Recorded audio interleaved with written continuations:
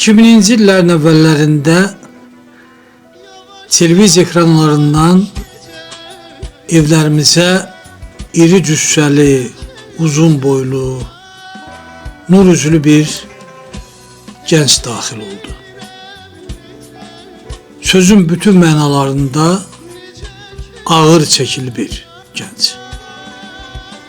İfalarına qulaq astıq, birimiz başımızı tutduq, birimizin tükləri biz oldu, birimiz heyran olduq, dəhşətə gəldik. Ancaq böyük əksəriyyətimiz bir şey anladıq. Azərbaycana, Azərbaycan musiqisinə çox böyük bir istedad gəlib. Çox dəyərli bir xanəndə gəlib. Qarabağ şikəstəsini oxudu. Çox böyük xanəndələrin ifasında dinləmişdik biz Qarabağ şikəstəsini. Ancaq Tugay'ın ifası, Tugay İsmailov'un ifası heç kimə bənzəmirdi. Bənzərsiz idi, çox gözəl oxuyurdu.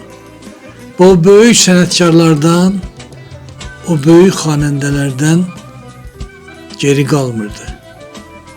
Tugay'ın bu cüssəli, bu üzü nurlu gəncin ifası.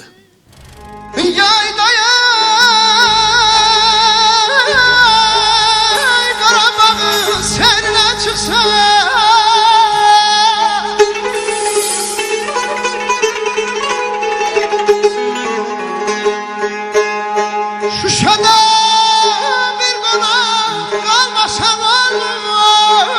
olur ama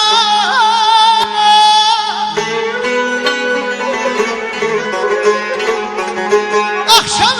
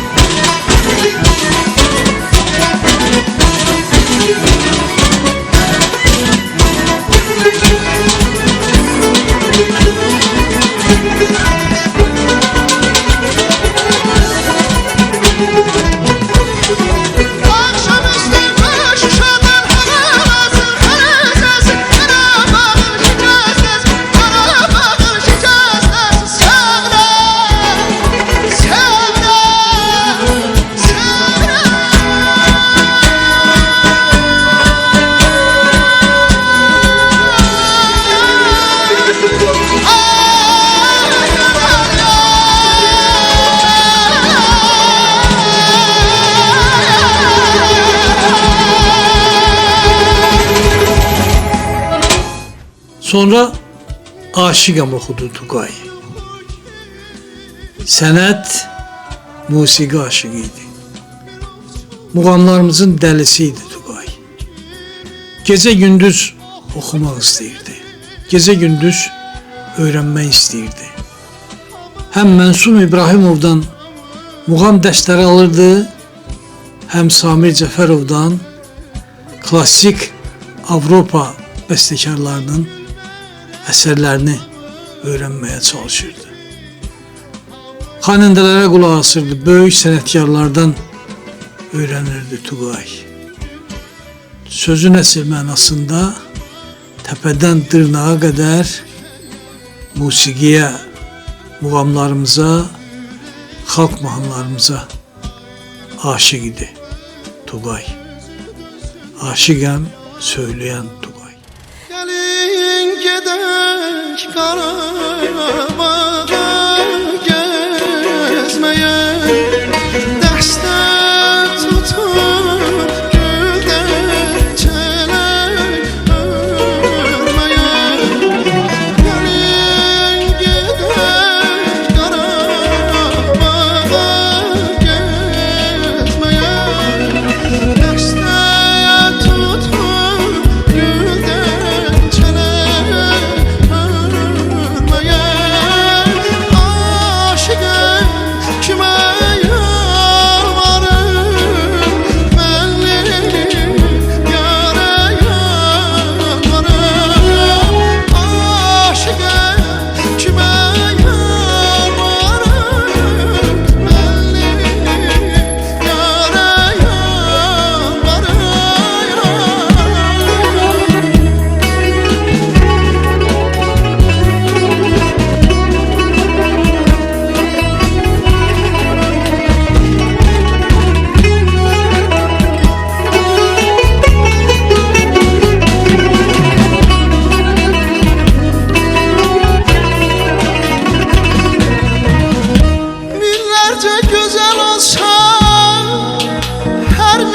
içinde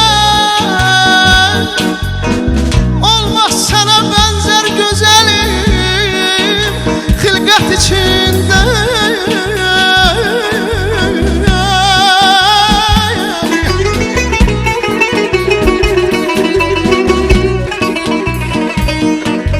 Hicrində nələr çəkdiyimi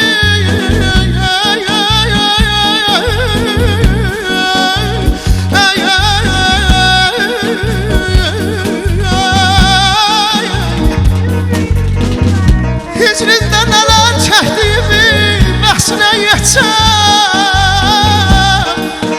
bir sənə ərz eyləyərəm söhbət içində. O zülfü pərişanə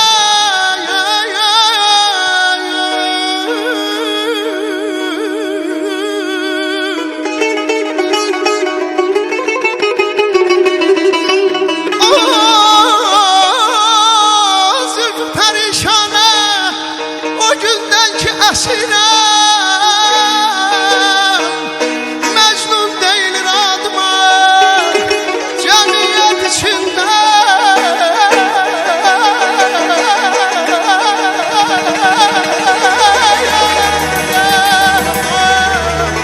Aman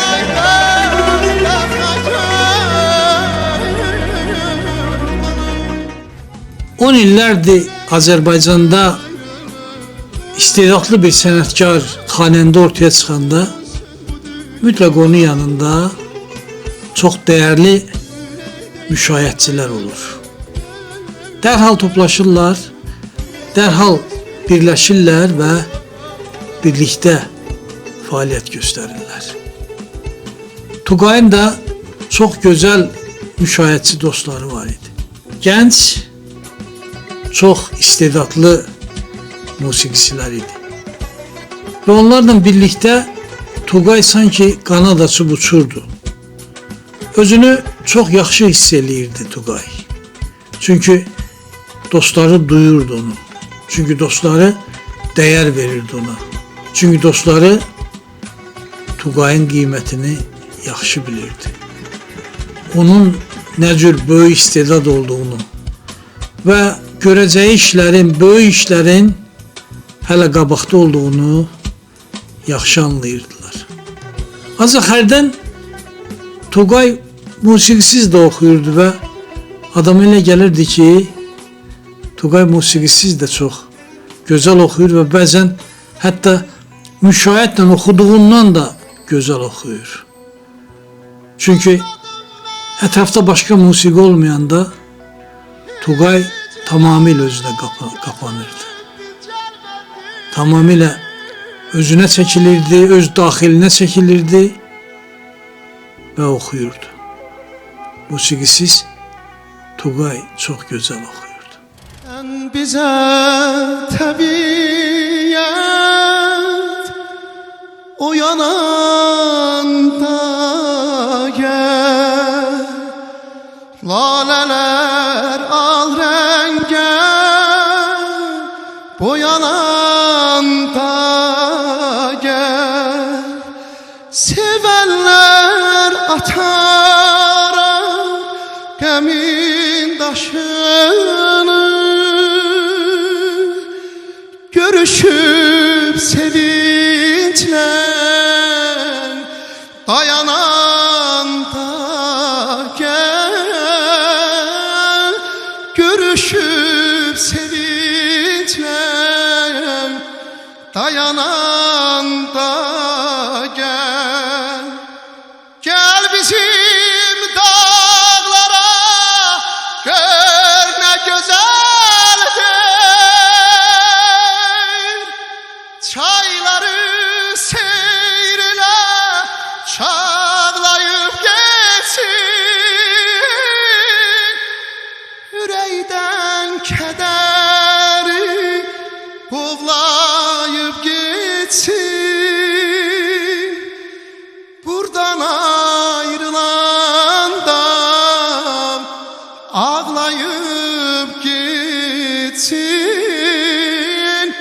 buradan ayrılanda ağlayıb geçsin. Hərdən dostları yanında olmayanda Toğay evdə piyanonun arxasında əyləşirdi. Bilmirəm, çala bilirdi yoxsa yox. Ancaq ifalarında daha çox dəm tutduğu hiss olunur. Müəyyən pərdələri tuturdu və oxuyurdu. Toğay o qədər ürəkdən oxuyurdu ki, adam elə gəlirdi ki, o səsindən asılıb. Səsindən asılıb və birazdan səs bu ağırlığa davam gətirməyə bilər. Səsindən asılan Toğay gəl yuxuma deyirdi. Mən səni yuxuda görürəm hər gün. Ən şirin arzular, diləklər kimi. Hərdən qanad açıb pərvaz edirsən. Başımın üstündə mələklər kimi. Demirəm yanıma ilk baharda gəl. İstəsən tufanlı rüzgarda gəl. Ancaq yuxuda yox, aşkarda gəl. Gəl sözlü nəğməli ürəklər kimi. Mən səni yuxuda görürəm hər gün, ən şirin arzular, diləklər kimi. Hərdən qanad açıb pərvaz edirsən, başımın üstə mələklər kimi. Oy gəl yuxuma, gəl mələklər kimi. Hey,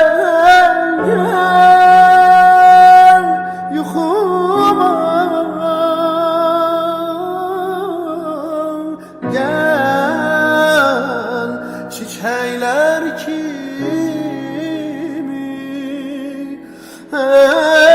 gel yuxuma gel mələklər kimi ay gel yuxuma gel çiçekler kimi.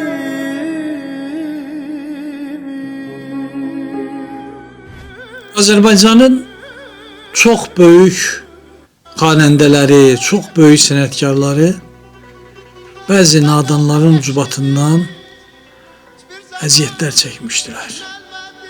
Bəzi böyük sənətkarlarımıza köksən deyib televiziya buraxmamışdılar. Tugay da belə nadan münasibəti ilə üzləşdi və bir sıra kanallara çıxa bilmədi Tugay. Yalnız özəl kanallar dəvət edirdilər onu. Və bugün əlimizdə olanlar da Tugayın özəl kanallarda etdiyi ifalardır, səsləndirdiyi mahnılardır. Xalq mahnıları da oxuyurdu Tugay, muğamlar da oxuyurdu, bəstəkar mahnılar da oxuyurdu. Hətta türk bəstəkarlarının, məşhur türk bəstəkarlarının türk sənət musiqisi nümunələrini də oxuyurdu. Onlardan biri Tugayın çox gözəl oxuduğu Xədicəm mahnısı idi. Xədicəm saçlarını dalğa-dalğa taratmış, Tanrım bizi topraqdan, onu nurdan yaratmış. Nurdan yaranmış Xədicə haqqında oxuyurdu nur üzlü Tugay. Ey gün mən sən istəsən ömrüm hədər olmaz.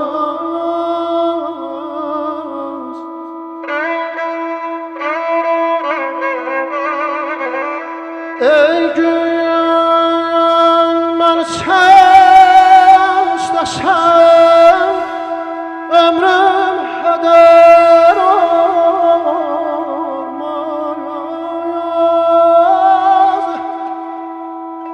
Sülh olmasa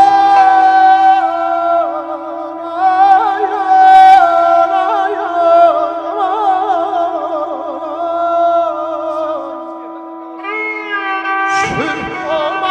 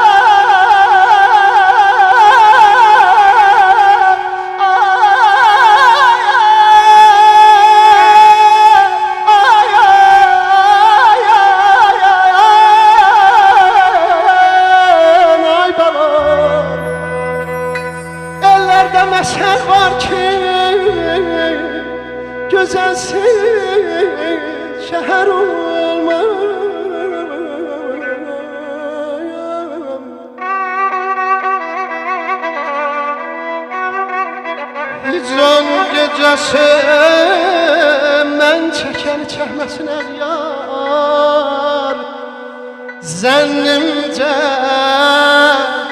Zənnimcə qiyamət günü bundan betər olmaz.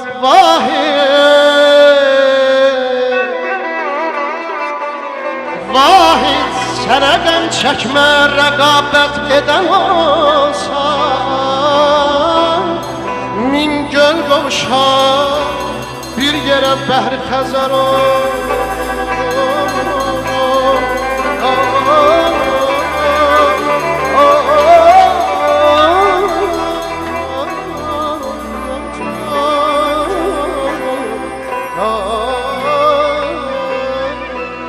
Xədicəm saçları dalğa dalğa darama.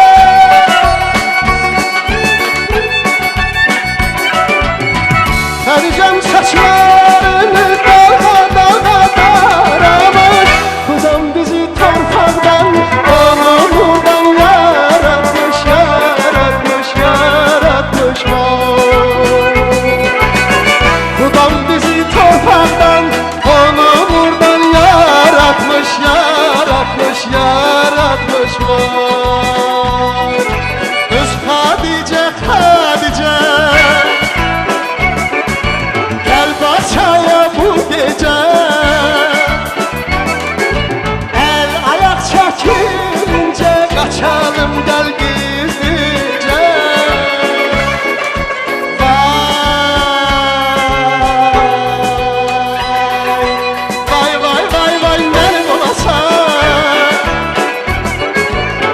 Xadicə gəlin olasan.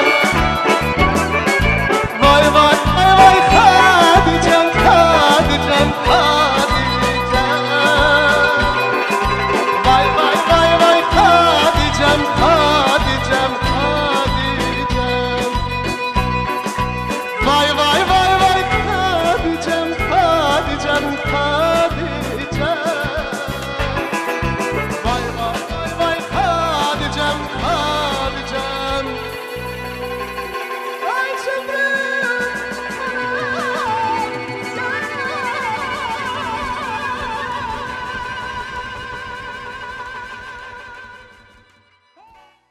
Tugay təkcə türk bəstəkarlarının yazdığı türk sənət musiqisi nümunələrini oxumurdu. Uzun havalar da oxuyurdu. Türkiyədə oxunan muğam parçalarına uzun havalar deyirlər. Bir sıra böyük sənətkarlar bu uzun havaları, bu muğam parçalarını çox gözəl oxuyurlar. Mustafa Kəsər, İbrahim Tatlıses, Mahsun Qırmızıgül və digərləri. Tugay türk uzun havalarını onlar səviyyəsində oxuyurdu. Aslı kurban haram etmiş köyüme. Gelel gelel gelel gelel gelel gelel gelel gelel gelel gelel.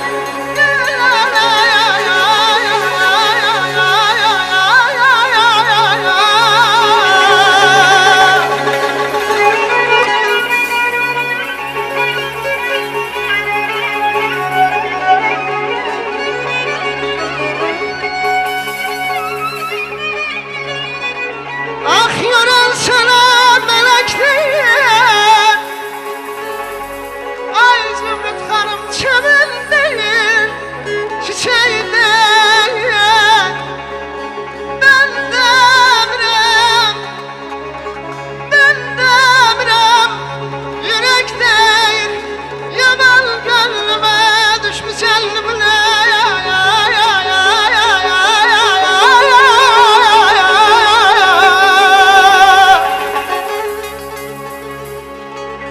Gören sana meleği değil, çemen değil, çiçeği değil. Ben demirem, yüreği değil, yaman gönlüme düşse yaman aman. Tugay həm də gözəl parodiyalar ustasıydı. Çox böyük xanəndələri çox dəyərli sənətkarları parodiya etməyi xoşlayırdı Tuğay. Onları çox diqqətlə dinləyirdi. Ən xırda ştrixlərə də, ən xırda nüanslara da çox diqqətlə fikir verirdi və bu səbəbdən onun parodiyaları çox gözəl alınırdı. Samballı parodiya ustaları çox dəyərli insanlardı. Azərbaycanda onların sayı çox deyil. Və belələrindən biri idi Tuğay. Axan Abdullayevi, Qədir Rüstəmovu, böyük Şahmalı Kürdoğlunu, Alim Qasımovu gözəl parodiya eləyirdi Tuğay İsmailov. Sevgiyem bir budakiyem neşeşi peymanımızıyım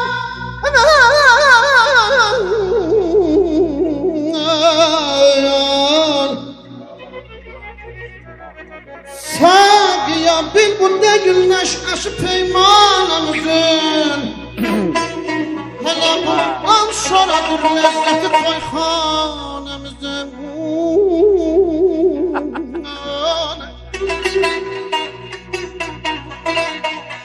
Biz gerek Bade-i gülgûnin hekimane içeyim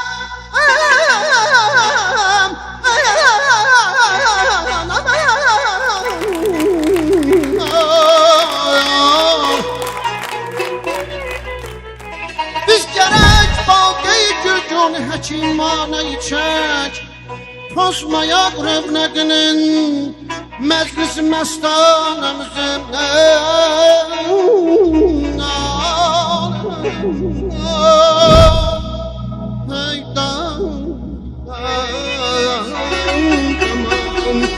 Ömrele karşıda naz eyleyin Lakin rakibe yer olur ya Aman olur ya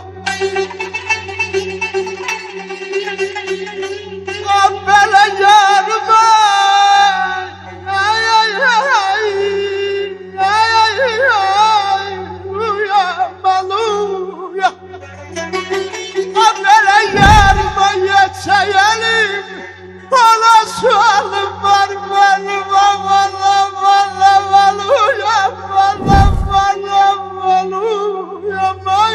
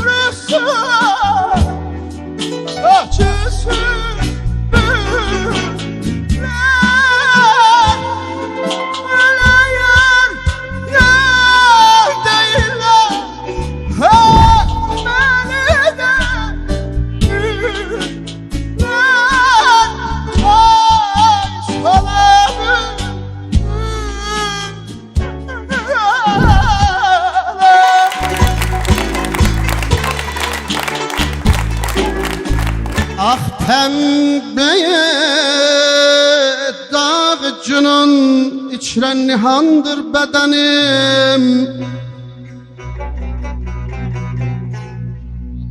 Ah pembeye dağcının içren nihandır bedenim azalım Diri oldukça libasım Budur ölsem kefenim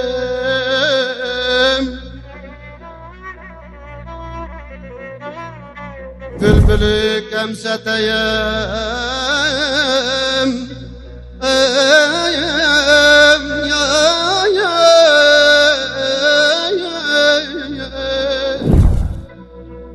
Bülbülü qəmzədəyəm, bağı baharım sənsən.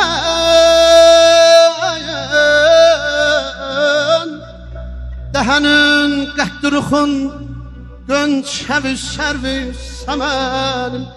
Edəmən, edəmən, edəmən, edəmən tərki Füzuli, sərkuyu yarın vətənimdir.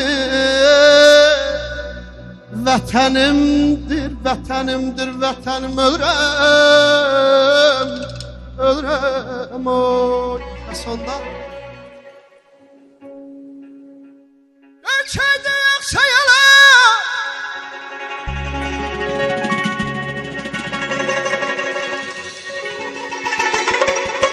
gelip geçti ne zaman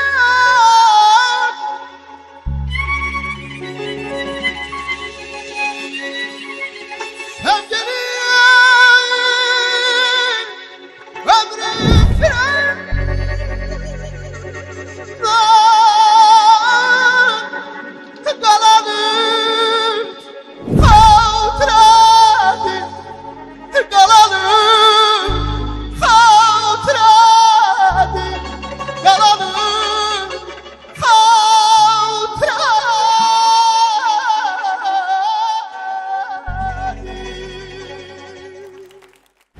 Tugay vaxtın qiymətini çox bilirdi.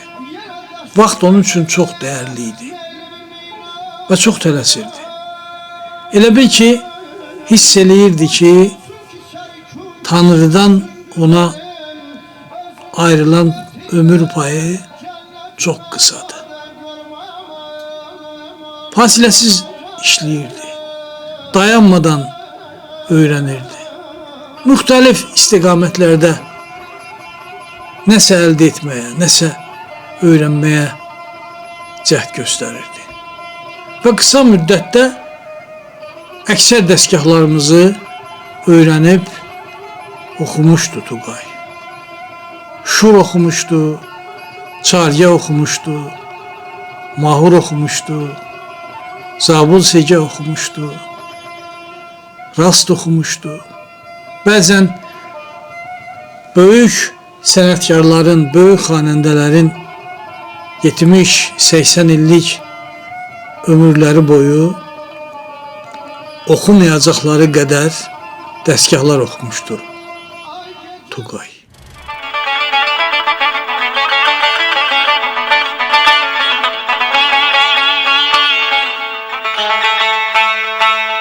Üzünü görən kimi kafirlər imana gəlir.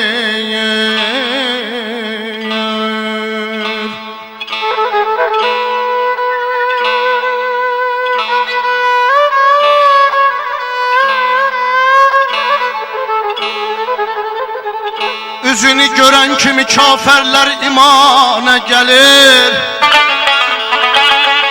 Küfrdən əl götürür, rəhi müsəlmana gəlir.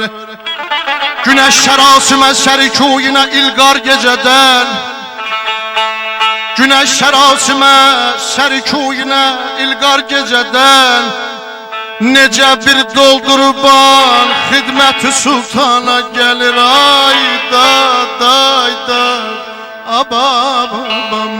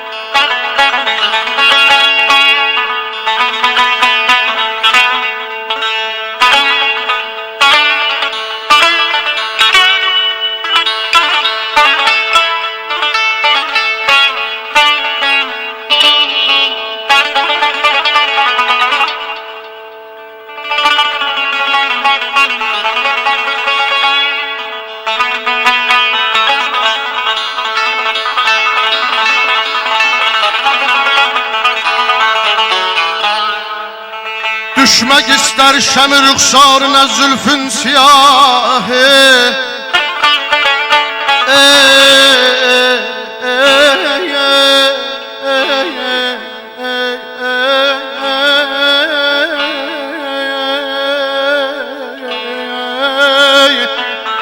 Düşmek ister şemi rüksarına zülfün siyahı.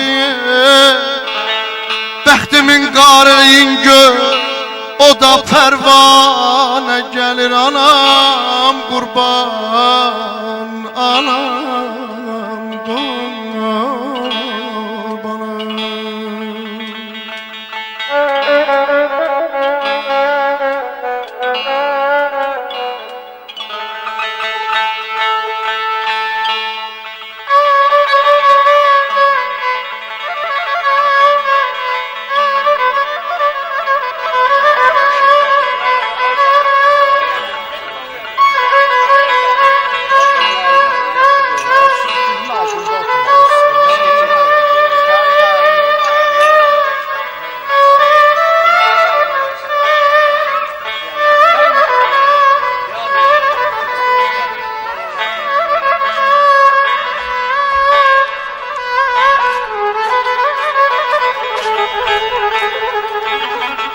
Zindeganlık mənə düşvardır ondan sonra.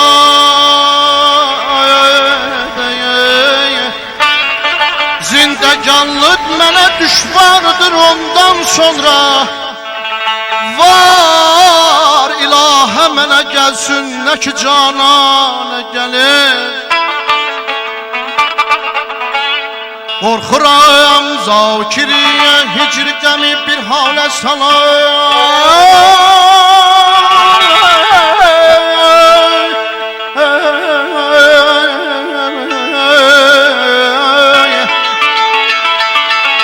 Qorxuram zakiri hicrin qəmi bir halə sala. Görən adəm deyə, görən adəm deyə, vay vay vay vay, deli divane gelin, gelin. Öz qiymətini, öz istedadının miqyasını yaxşı bilirdi Tugay. Ona görə heç nədən, heç kimdən çəkinmirdi. Ən böyük sənətkarların repertuarına müraciət eləyir və onların mahnısını ürəkdən sevə-sevə oxuyurdu. Elə sənətkarların ki, onların oxuduqları mahnılara yaxın gəlmək çox təhlükəlidir, çox qorxuludur. Ancaq Tugay oxuyurdu bu mahnıları. Böyük Məhəbbət Kazımovun repertuarından olan Təkcə Mənim Olaydım mahnısını Tugay fərqli və çox gözəl oxuyurdu.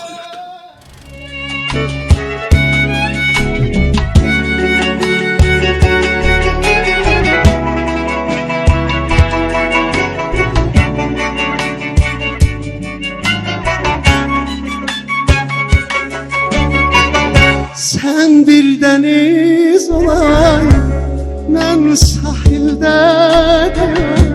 Kükrəyəydin, qalxaydın, sinəmə çırpılar. Sən bir dəniz olaydın, mən sahildə qaya. Kükrəyəydin, qalxaydın, sinəmə çırpılar.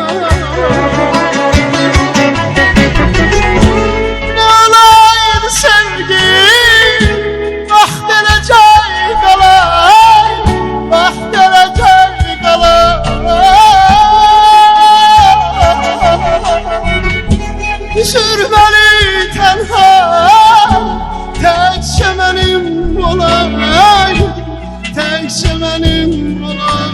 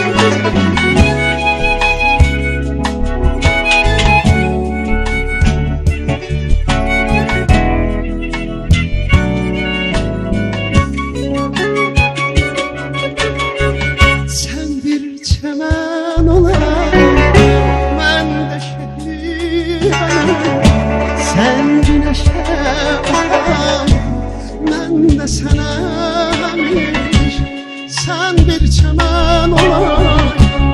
Mən də şehid ölmüş sən güneşe bakaydın. Mən də sənə həmiş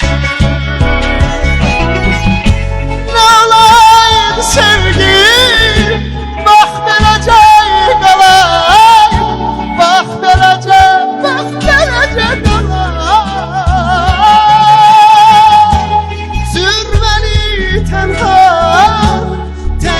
benim olaydın, təkcə mənim olaydın. Nə olaydı sevgi, bax beləcə qalaydın, bax beləcə qalaydın. Sür məni tənha, təkcə mənim olaydın, təkcə mənim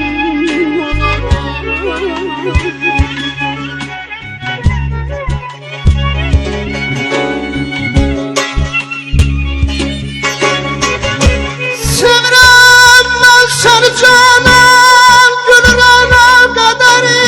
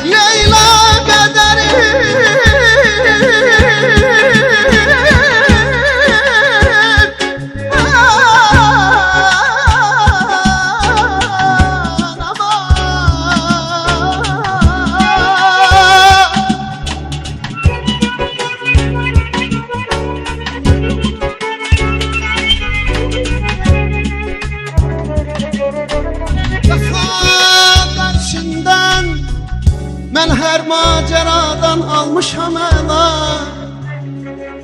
Vəfa,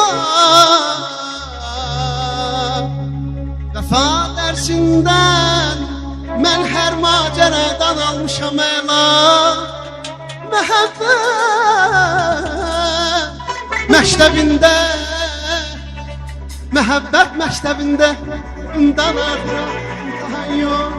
Aman, aman, aman.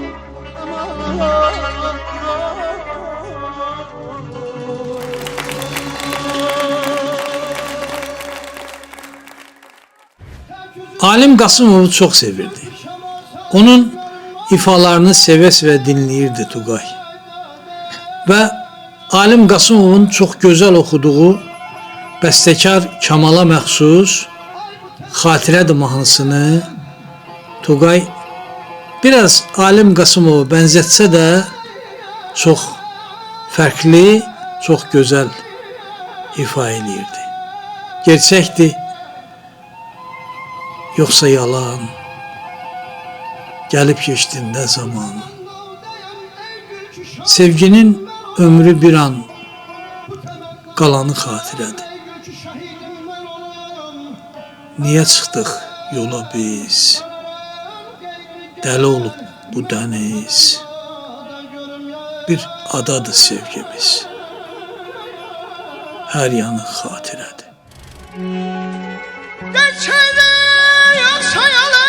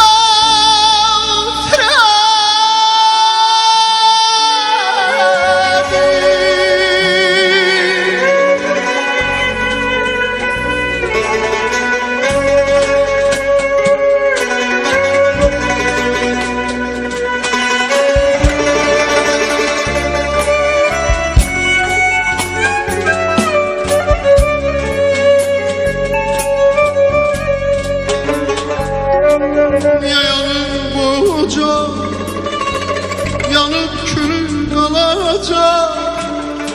Bilmirəm ne olacak.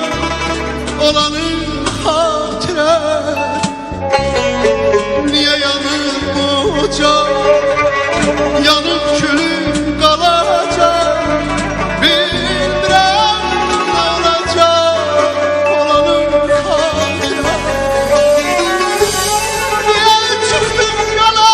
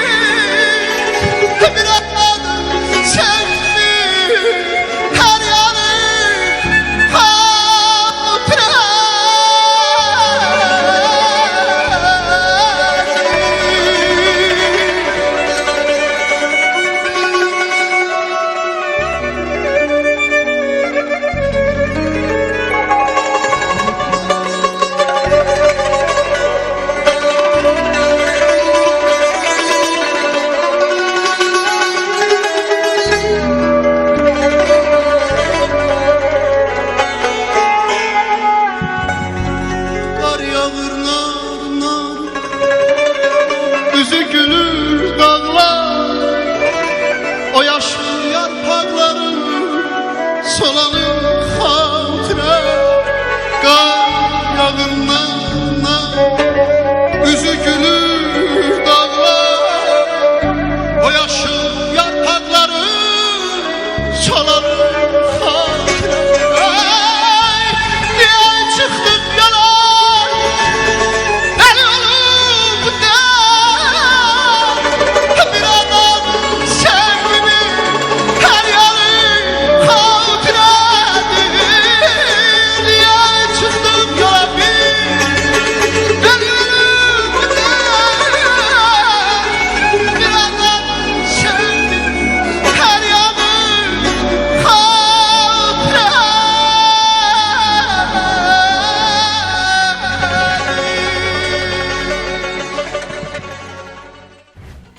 Tugay'ın çok sevdiği ve seve seve okuduğu bir mahnı da vardı.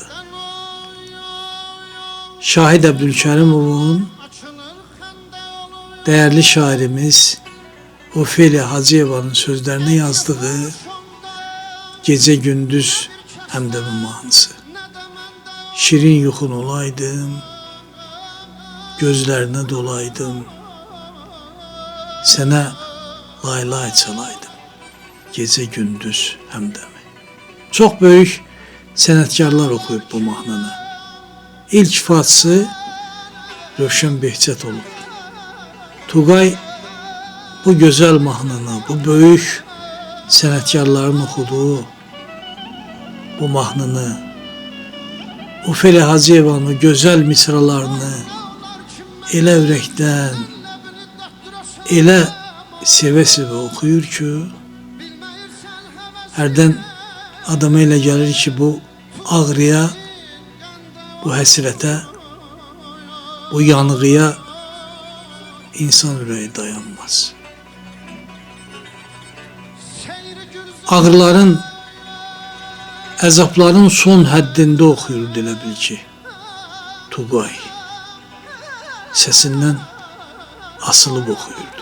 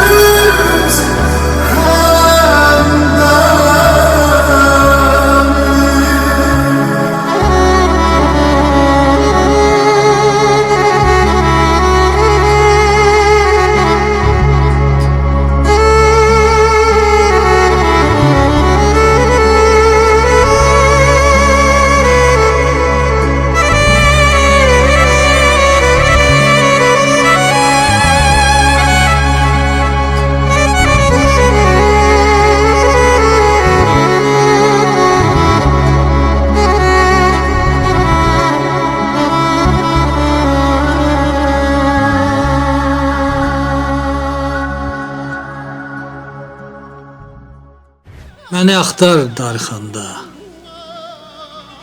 Tugayın ifasında çox gözəl səslənirdi bu mahnı. İlqar Fəhminin sözlərinə Aydın Saninin yazdığı mahnı. Məni axtar darixanda, səni qəm-qüssə sıxanda, yorulub sərsəm həyatdan, gözünün yaşı axanda, məni axtar darixanda. Məni axtar darixanda, səni qəm-qüssə sıxanda, yorulub sərsəm həyatdan, gözünün yaşı axanda, məni axtar darixanda, yorulub sərsəm həyatdan, gözünün yaşı axanda, məni axtar darixanda. Çıxmaram bir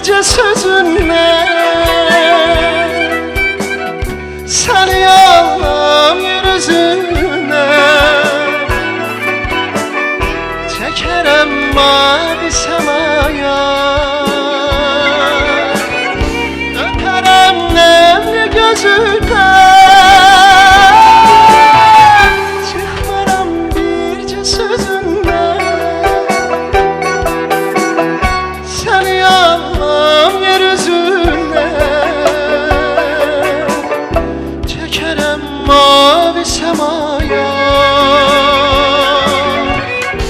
Öperem nemli gözünden Qaçaq Nəbiyə həsr olunmuş Atları Yəhərləyin filmində bir mahnı var. Niyaməddin Musayevin oxuduğu mahnı. Anama deyin. Anama deyin. Balası gələr. Dağları dələr. Gözləri gülər. Bu dağın daşı duzlu, anamın aşı duzlu, öldürər içənləri, gözümün yaşı duzlu. Gün batar, aya dönər, su axar, çaya dönər, kişnəsə namərd atı, mərd toyu vaya dönər. Çox böyük yanğı ilə oxuyurdu bu mahnını. Tugay. Anama değil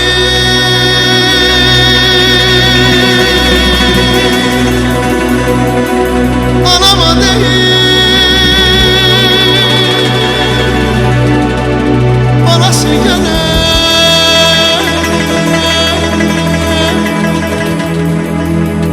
Dağlar dener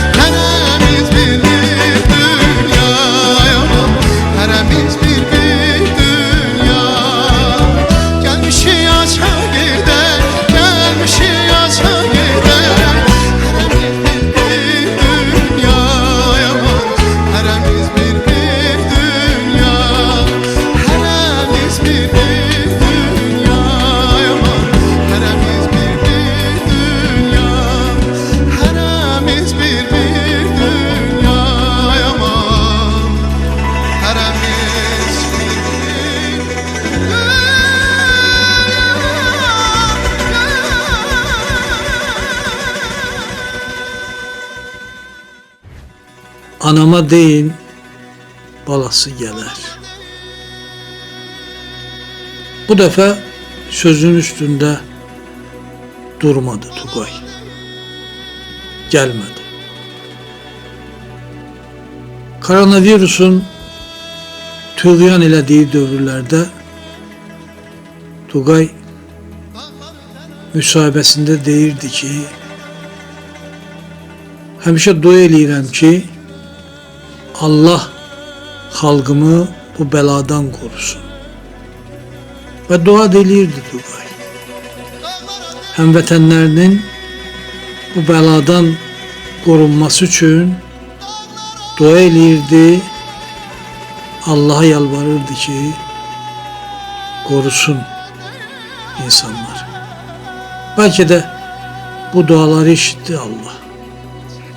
Bəlkə də Tugay'ın duaları sayesinde nə qədər insanlar ölümün pəncəsindən xilas olub geriyə doğmalarının yanına qayıda bildi. Tam ümidini itirmiş, tam həyatla vidalaşmış insanlar möcüzə nəticəsində geri qayıtdılar. Onların içində xeyli tanınmışlar da var idi. Ancaq Tugay qayıtmadı. Duaları bir Tugay'a kömək eləmədi. Və bu dəhşətli xəstəlik xeyli böyük sənətkarlar kimi Tugay'ı da əlimizdən aldı. Cəmi 35 il yaşadı Tugay. Cəmi 35 il. Ancaq indi onun ifalarına qulaq asanda nə qədər dəyərli, nə qədər böyük potensiala malik olan xanəndə olduğunu gördük. Və biz bu verilişi hazırlayanda da bilmədik onun hansı mahnısını, hansı muğamını seçək. O qədər gözəl ifaları var ki, o qədər bənzərsiz ifaları var ki, çox çətinlik çəkdik. Ancaq nə yaşadı ki Tugay? Ömür biraz da vəfa eləsəydi, Tugay nələri yaratmazdı. Tugay nələri oxumazdı. Bir məktəb olardı. Bir məktəbə çevrilərdi Tugay. O qədər peşəsinə, o qədər sənətinə sadiq idi ki, ondan gələcək nəsil həqiqətən də çox şey öyrənə bilərdi. Ancaq ömür vəfa eləmədi və Tugay son illər Azərbaycanın yetişdirdiyi çox böyük istedad, çox böyük xanəndə 35 yaşında bizləri tərk elədi. İndi bir vaxt gülə-gülə dinlədiyimiz ifaları gözyaşı içində izləyirik. Özümüzü hönkürərək ağlamaqdan zorla saxlayırıq. Bir gün güzel mezarımızdan ötüşersen, derdinden ölen aşıkını bir düşünersen, bir gün güzel mezarımızdan ötüşersen,